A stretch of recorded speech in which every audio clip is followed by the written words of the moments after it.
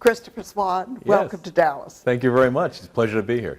You know, I always associate the Harold Hill line from The Music Man about, and so's your old man. But you've given a whole new dimension to that phrase. And the old man is great. Is it as much fun to do as it looks like when we see you? Absolutely, absolutely. It's a fantastic character to bring to life on stage as well. Of course, you know him from the movies. But he's such I described him once in the rehearsal process as an operatic character. I'm like, I started getting really kind of small with him, and I'm like, no, he really lives a big life. He's got big aspirations and a big vocabulary too. Let's see, that the Genius on Cleveland Street, that just, that number to me is delicious. Oh, thank you. It's just fun to listen to what he has to say. It's great. It's kind of his first number in the show, and you really kind of find out, you know, the little things about him, what's important to him, and finishing this crossword, which is what's happening in the song. If he can just do this, he's going to get a little respect. He's going to rise up from the mediocrity he thinks maybe is in his life, and his hope is what's so fun. And with this character, he's so excited about the possibilities. Yes. Yeah. And when you get annoyed with things, and it's hard, I found it that I was trying to decipher what you were really saying behind the jumbly, and finally I thought, I'm just going to enjoy that. It's like somebody saying bad words in a language I don't know. Exactly, and it's all written out there too. Really? It's because a couple of times you start trying to improv in rehearsal and you say something really bad. You say a real bad word and you're like, oops, I better just go ahead and write out or make sure I know what's written here. Some of the favorites are Karn Fununcle and Mother Rucker, and you can tell the audience really likes them. Son's Britches. And the audience really likes you. How is it with your onstage family? It's wonderful. It's wonderful. You just really escape into it. And this big theater, but this wonderful little homey set, and with the actors playing Ralphie and Randy, and of course Susanna, who plays my wife. We had the luxury of having a week of rehearsal, just the family, where we really just focused on the scenes and on the relationships between the kids and the mom and the dad, which really helped kind of set the tone, I think, for the play. Even though it's a big, huge, lavish, colorful musical, the family unit is still very special and very intimate.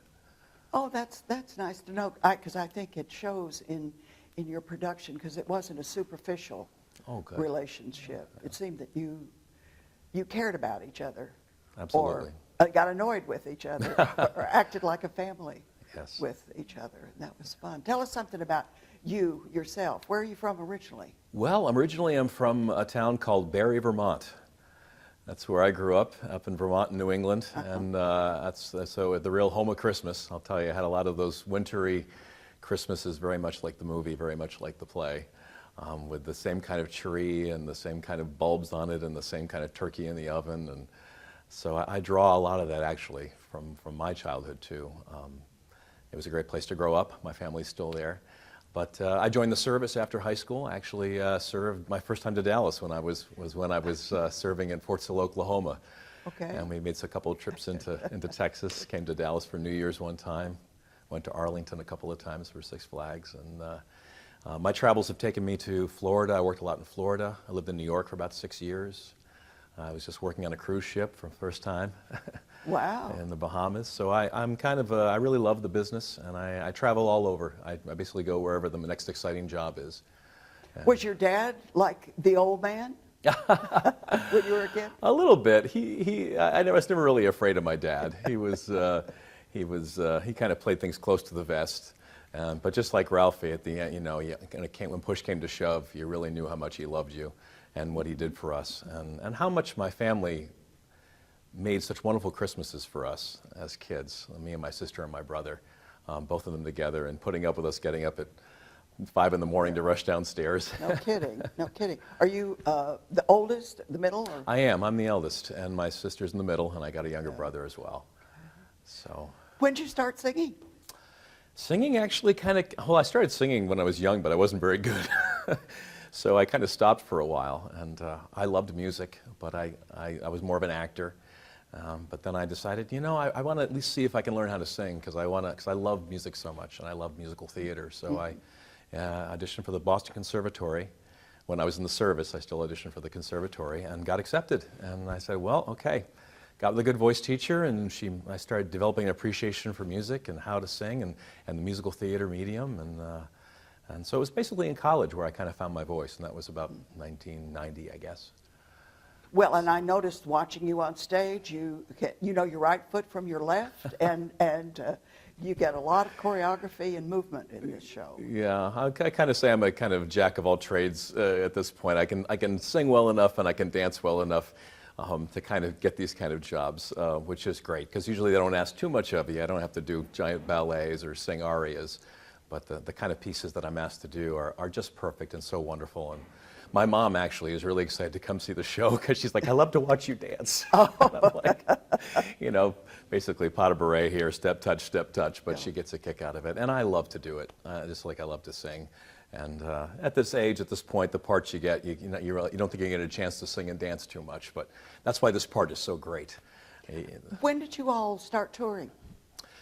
This is the beginning of our third week. We opened in Appleton, Wisconsin, did a week there. And then we just finished a week in Memphis, which went really well. And now we're going to be here for 2 weeks, which we're already really excited about. So far, so good. And then we close with a 3-week stint in St. Louis over Christmas. Oh, how neat! How neat! Yeah. What fun! Yes. What fun to share this story with your audience. When you got this part, did you go watch the movie to refresh yourself, or wait till later to do that, or not do it at all? Yeah, actually, I haven't gone back and seen the movie in a while. I used to watch it every year. It was one of my favorites. Mm-hmm. And I don't think I've really seen the whole movie the last couple of years, tell you the truth. And then when I got the part, I thought, maybe I should go back. And I'm like, no, this is music. Although all the favorite moments from the movie are in this musical, it's kind of its own thing. I mean, yes. you have to kind of, and get excited about creating our own project here and our own piece of theater, our own piece of work. So I think I remember enough from the movie, and it's in the script, it's in the score. So we kind of created our own thing here, but it's going to seem wonderfully familiar and also fresh, I think, for an audience. Well, Dallas is thrilled that you're here. At opening night, as everyone was leaving the theater, I overheard a woman say, "Okay, now I'm in the Christmas spirit." So what a nice gift you give to your audience. That's what you want to hear. That's right. That's right. So all the best to you. Thank you. Merry Christmas. Happy New Year. And as we say in Texas, y'all come back here. Will do. Thank you.